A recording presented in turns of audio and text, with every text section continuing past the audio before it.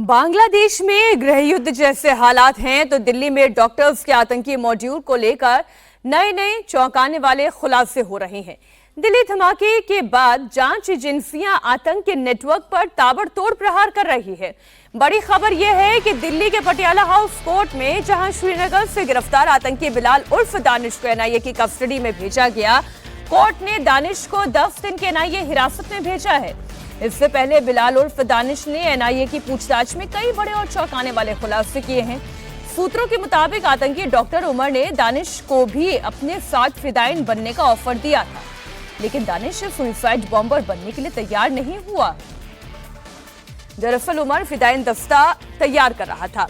ऐसे में सवाल यह है कि मरने से पहले उमर अपनी तरह के और कितने सुसाइड बॉम्बर तैयार करके गया है। उमर और उसके आतंकी मॉड्यूल कैसे दिल्ली में ड्रोन और रॉकेट अटैक की साजिश रच रहे थे? क्या डॉक्टरों का आतंकी नेटवर्क दिल्ली में हमास स्टाइल में हमला करने वाला था? आतंकी डॉक्टर उमर शू बम पहनकर कैसे बना शू बॉम्बर? इस रिपोर्ट में देखिए।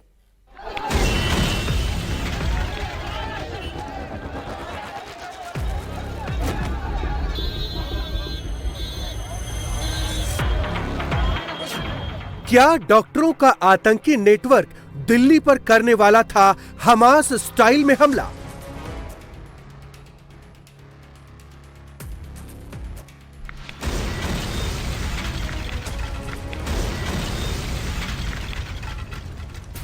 क्या आतंक का फरीदाबाद मॉड्यूल बना रहा था हमास की तरह ड्रोन से हमला करने का प्लान?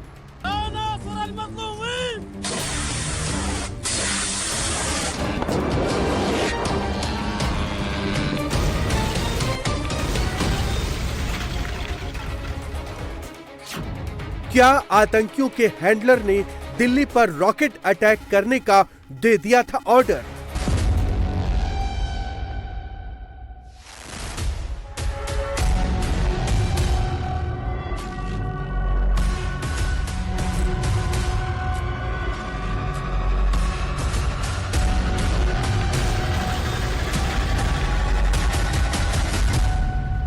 आत्मघाती हमलावर डॉक्टर उमर आखिरी वक्त में क्यों बना शू bomber? One of the very misunderstood concept is concept of what has been labeled as suicide bombing. It is martyrdom operations, and it is being known in Islam.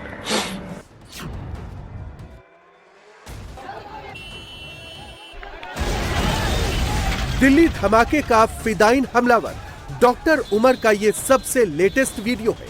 आतंकी उमर ने ये वीडियो ब्लास्ट से पहले बनाया था। करीब 1.25 मिनट लंबे इस वीडियो में उमर जो बातें कर रहा है उसे सुनकर आप सन्न रह जाएंगे।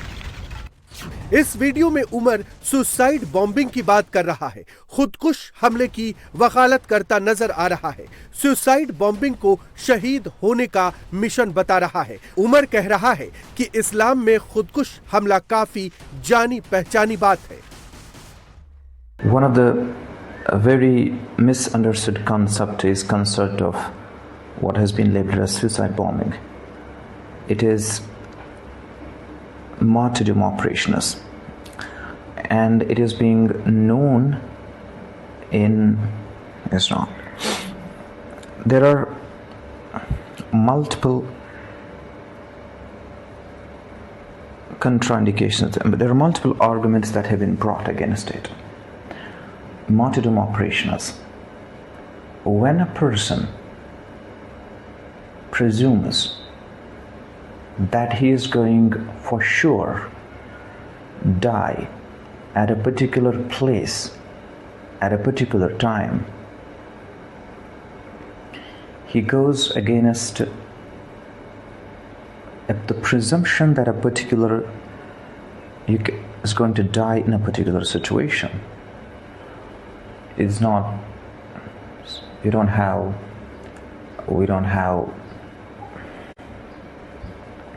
situation. दिल्ली का गुनहगार उमर पूरी तरह से ब्रेन वॉश्ड हो चुका था उसके दिलो दिमाग में नफरत कूट कूट कर भरी थी। वो दिल्ली समेत देश के कई हिस्सों में आतंकी हमला करके मासूमों का कत्लेआम करना चाहता था। अपने इसी मंसूबे के तहत उमर 10 नवंबर की शाम लाल किले के पास आत्मघाती शू बॉम्बर बनकर फट गया।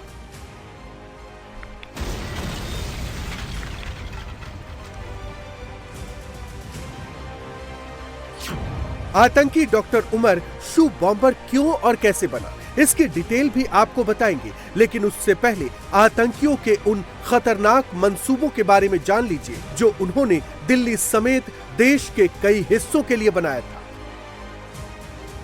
दिल्ली ब्लास्ट में गिरफ्तार एक आतंकी ने ऐसा खुलासा किया है जिसे सुनकर जांच एजेंसियों के भी होश उड़ गए हैं।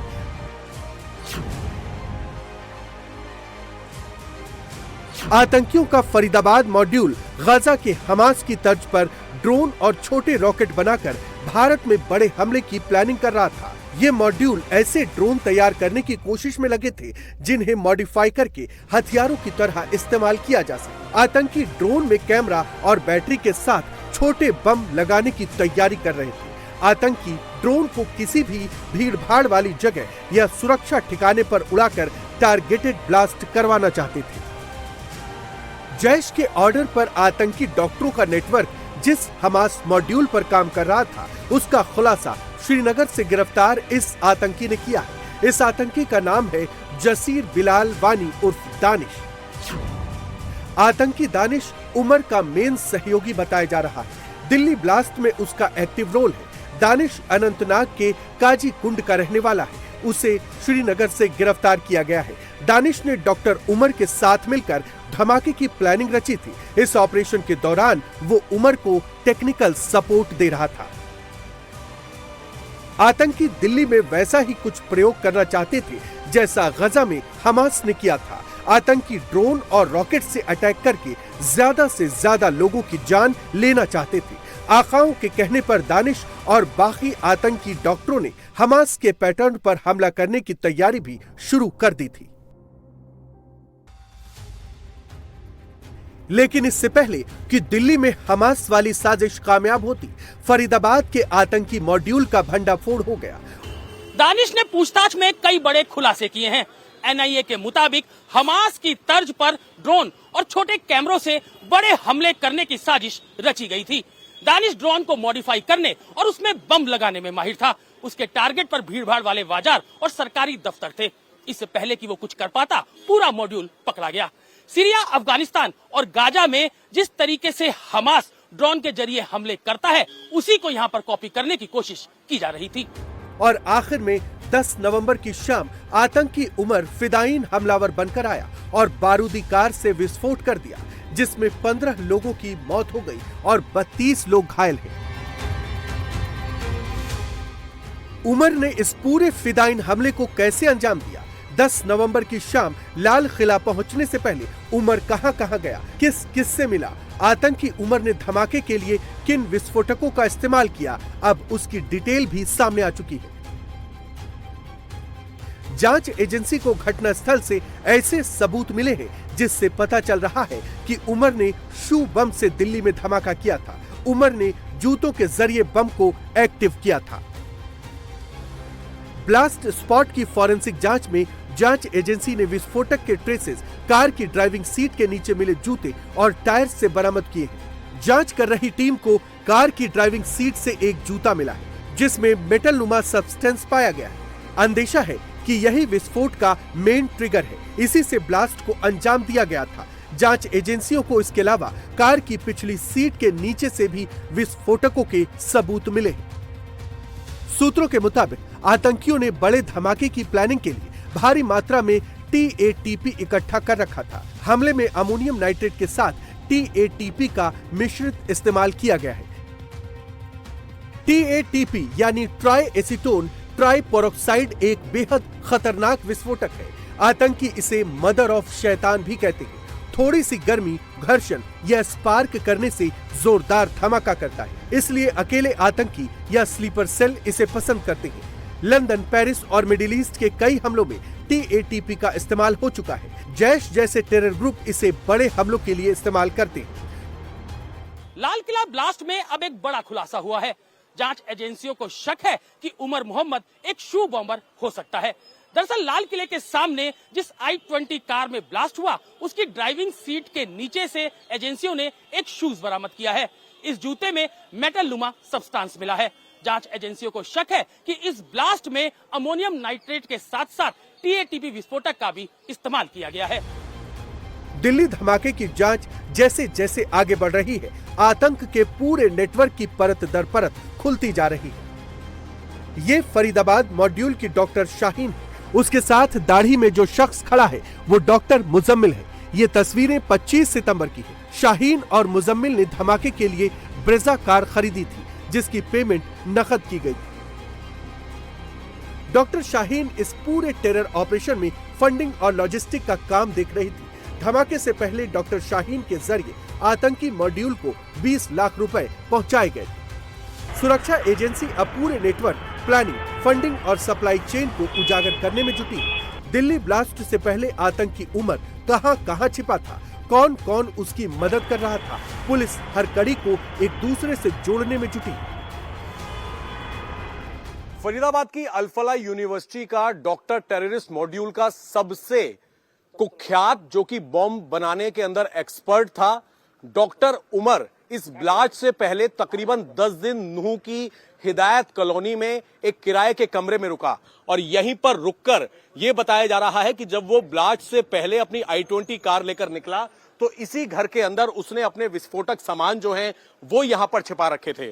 फिलहाल आप देखेंगे हरियाणा पुलिस की STF, साथ ही लोकल पुलिस यहां पर मौजूद है और ये जो घर है, काले रंग का गेट है। फिलहाल यहां पर ASP और पुलिस की टीम अंदर जांच करने के लिए पहुंची हुई है और इसी घर के अंदर यह बताया जा रहा है कि शोएब नाम का एक शख्स है और शोएब जो है वो अल-फलाह यूनिवर्सिटी के एक टेक्नीशियन के तौर पर वहां पर काम करता था और टेक्नीशियन के तौर पर काम करता था। उसकी साली का ये घर है जिसका फिलहाल दरवाजा बंद है और पुलिस की टीम यहां पर जांच करने के लिए पहुंची है। यह बताया जा रहा है कि इस पूरे ब्लास्ट के दिन से पहले तकरीबन 10 से 12 दिन उमर जो है यहां पर किराए पर रहा, अपनी I-20 कार भी यहां पर लेकर आता था और जानकारी यह भी मिल रही है कि ब्लास्ट से पहले जब, क्योंकि सीसीटीवी फुटेज उसकी कई जगह की सामने आई है, 30 अक्टूबर को यानी कि तकरीबन 10 दिन पहले उसने अल-फलाह यूनिवर्सिटी का प्रेमिसेस छोड़ दिया था, वो यहां पर रह रहा था और इसी घर के अंदर क्या इस तरीके का कोई विस्फोटक सामान यहां पर हो सकता है, इन तमाम चीजों की फिलहाल जांच की जा रही है। 10 नवंबर को ब्लास्ट से पहले उमर विस्फोटक लेकर हरियाणा के अलग अलग इलाकों में छिपता रहा। 9 नवंबर की देर रात फिरोजपुर झिरका में ATM से पैसे निकालने के बाद उमर की तस्वीर टोल प्लाजा से एंट्री करते हुए कैमरे में कैद हुई है। इस वक्त हमारी मौजूदगी है फिरोजपुर झिरका में और फिरोजपुर झिरका का ये जो इलाका है, नूह से अपनी उसी I-20 कार जिसमें विस्फोटक होता है उसको लेकर जो उमर है वो यहां पर पहुंचता है। पहुंचने के बाद यहां पर वो ATM से पैसे निकालने की कोशिश करता है, उसको पैसे की जरूरत होती है और ये पूरी फुटेज जो है, जो सामने कैमरा लगा हुआ है सड़क के दूसरी तरफ, इस CCTV कैमरे में ये फुटेज कैप्चर हो जाती है जिसमें ये दिखाई देता है कि I-20 गाड़ी जो है ये फिरोजपुर झिरका यानी कि नूह की तरफ से आते हुए सीधा यहां पर जो ये SGFC का ATM है यहां पर गाड़ी रुकती है। गाड़ी रुकने के बाद उसमें से सबसे पहले की जो फुटेज है उसमें दिखाई दे रहा है गाड़ी से उतरते ही अपने चेहरे पर मास्क लगाता है ताकि उसे कोई पहचान ना सके। मास्क लगाने के बाद वो इस SGFC के ATM के अंदर जाता है। ATM में अंदर जाने के बाद वो यहां से पैसे निकालने की कोशिश करता है, लेकिन मशीन खराब होती है, यहां से पैसे नहीं निकल पाते किसी टेक्निकल वजह की वजह से। इसके बाद वो वापस आता है और यहीं पर जिस I-20 कार के अंदर विस्फोट होता है उस I-20 कार में आके वो वापस बैठ जाता है। थोड़ी देर बाद ATM से गार्ड निकल कर आता है, वो भी उसके साथ ड्राइविंग सीट की बगल की सीट पर बैठ जाता है। जानकारी ये मिली है कि जब ये ATM जो आप देख रहे हैं, जब ये नहीं चल रहा था, इनके जो कैमरे लगे हुए हैं CCTV कैमरे, इसमें भी ये पूरी कार जो है कैप्चर हुई है। तो गार्ड से वो कहता है कि आसपास कहाँ ATM मिल जाएगा। गार्ड बताता है कि थोड़ा आगे मिल जाएगा। इसके लालच में वो लालच भी देता है कि वो गार्ड को 5,000 रुपए देगा अगर वो आगे किसी ATM से उसकी पैसे निकालने में मदद कर दे। गाड़ी यहां से रॉन्ग साइड होते हुए आगे जो टोल प्लाजा है उस तरफ जाती है, कहीं रास्ते में एटीएम से पैसे निकालते हैं और फिर वो गाड़ी वापस इसी लोकेशन पर आती है। उधर फरीदाबाद की जिस अल फलाह यूनिवर्सिटी के अंदर इस पूरी आतंकी वारदात की साजिश रची गई, उस पर भी शिकंजा कसता जा रहा है। यूनिवर्सिटी के मालिक से लेकर ट्रस्टी जांच के रडार पर है। दिल्ली में ओखला, जामिया नगर समेत अल फलाह यूनिवर्सिटी से जुड़े 25 से ज्यादा ठिकानों पर एक साथ रेड डाली गई।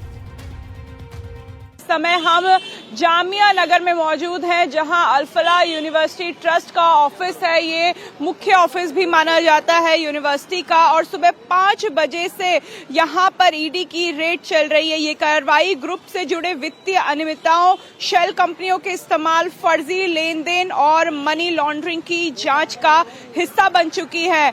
एक ही पते पर 9 शेल कंपनियां, कई संदिग्ध पैटर्न उजागर होने के बाद अल फलाह यूनिवर्सिटी, जहां doctor Umar, doctor Muzammil, doctor Shaheen जिस यूनिवर्सिटी को अपना अड्डा बनाए हुए थे व्हाइट कॉलर टेरर मॉड्यूल चलाने के लिए, वो पूरा ग्रुप जांच के घेरे में आ चुका है। और खासकर मनी जो फंडिंग अल फलाह यूनिवर्सिटी की कहां से आती है, कहां इसका भुगतान होता था, और कुछ ही सालों में ये ग्रुप इतना बड़ा कैसे हो गया, ये सब अब इन्फोर्समेंट डायरेक्टर की जांच के घेरे में है।